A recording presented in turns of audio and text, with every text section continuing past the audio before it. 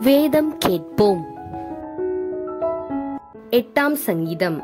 கித்தீத் வாத்தியத்தில் வாசிக்க ராகத் தலைவனுக்கு ஒப்புவிக்கப்பட்ட தாவீதின் சங்கீதம். எங்கள் ஆண்டவராகிய கர்த்தாவே, உம்முடைய நாமம் பூமி எங்கும் எவ்வளவு மேன்மையுள்ளதாயிருக்கிறது. உம்முடைய மகத்துவத்தை வானங்களுக்கு மேலாக வைத்தீர். பகைஞனையும் பழிக்காரனையும் அடக்கி போட தேவரீர் உம்முடைய சத்துருக்களின் நிமித்தம் குழந்தைகள் பாலகர் வாயினால் பலன் உண்டு பண்ணினீர்.